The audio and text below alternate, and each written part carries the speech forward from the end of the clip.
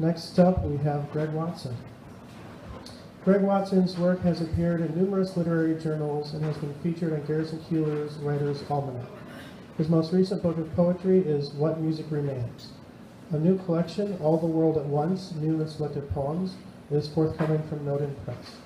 He lives in the Mac Groveland area of St. Paul. Please welcome Greg.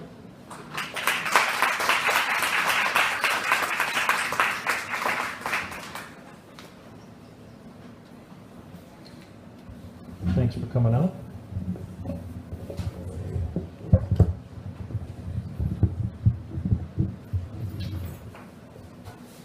Okay.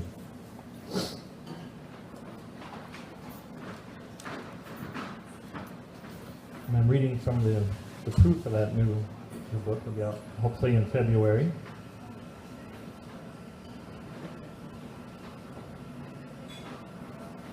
I was going to read some winter poems, some snow poems, but I thought I would go in completely the opposite direction and open with a poem that goes back to the dog days of summer. Hopefully it'll maybe warm us up a little bit. This is called Hot. My God, it was hot, unbearably so, the first night together in that cramped attic apartment, trying and failing to sleep, twisting and sighing between heavy cotton sheets, a wave of heat, damp breath, unable to reach its shore. Twice you stumbled out of bed to fill your tumbler with ice, twice to stand beneath the cool stream of the shower's neck. But the heat droned on, giving way only to more heat, until even the moon seemed hot, a white stone burning through the gauze of the window. And when we thought morning might never arrive, it did, shrugging and unembroidered, and we moved slowly, drugged by the groggy air, hardly noticing the damp shroud of our bodies imprinted in the bed, fading like stars into the blue expanse of day.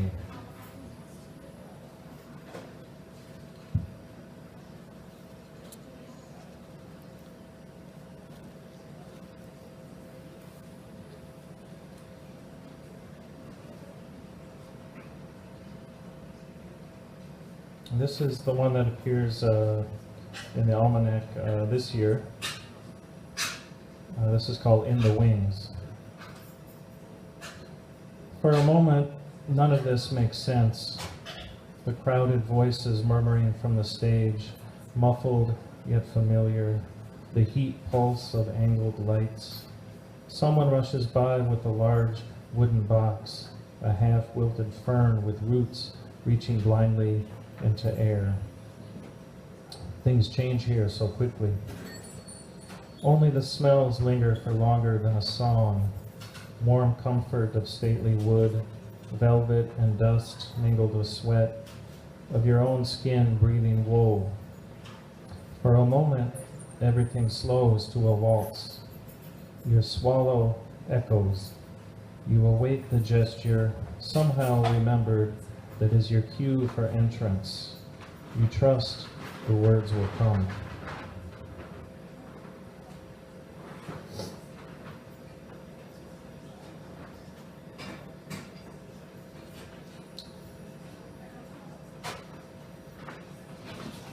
And this poem was also in the almanac, I believe, a couple of years ago.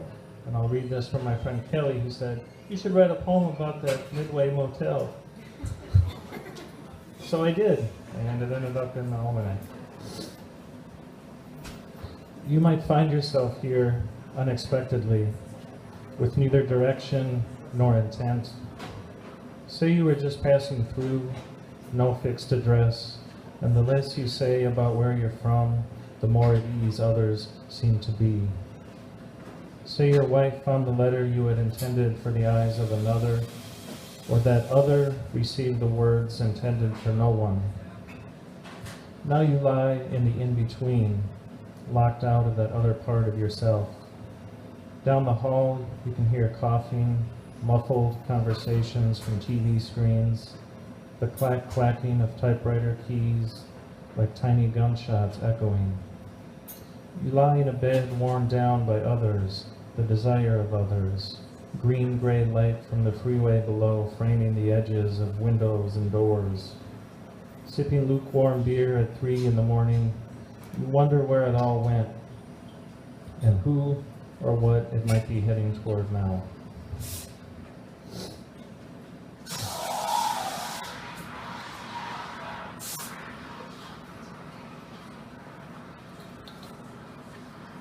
I'm going to read a brand new one.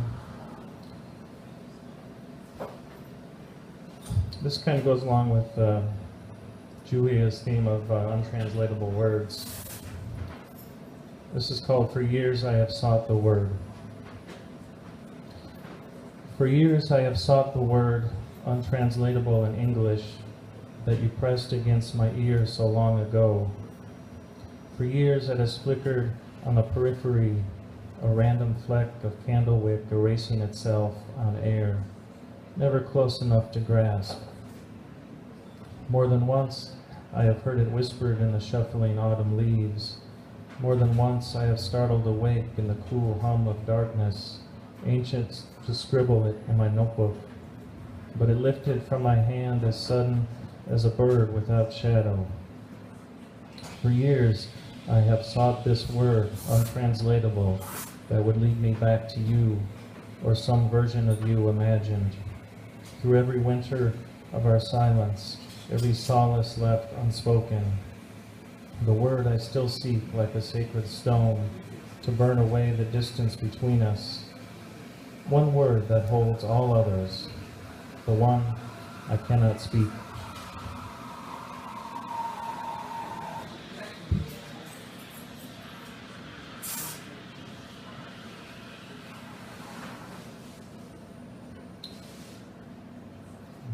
And this one is called After. There's a part of me I left behind, lingering like smoke between two younger versions of ourselves. I am not sure of the exact moment. Perhaps it was when you stole away from the bed to the bathroom in that gray lavender nightgown, and the moon met the soft curve of your leg just so. I do not know. But I left it there without regret, like any good pupil would. And when we parted for all time. This much we know, or think we do. But when Adele came down from the mountain, after years of sitting like the mountain itself, he didn't come back all the way. And maybe just one more poem. This one is called Reservoir. Over the years, I have trained myself to think of you less and less.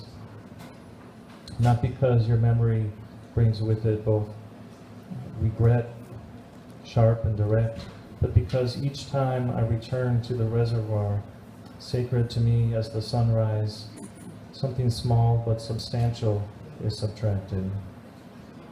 I visit less often out of caution and my need for keeping things whole. So afraid am I of further loss, so afraid you will disappear completely. Thank you.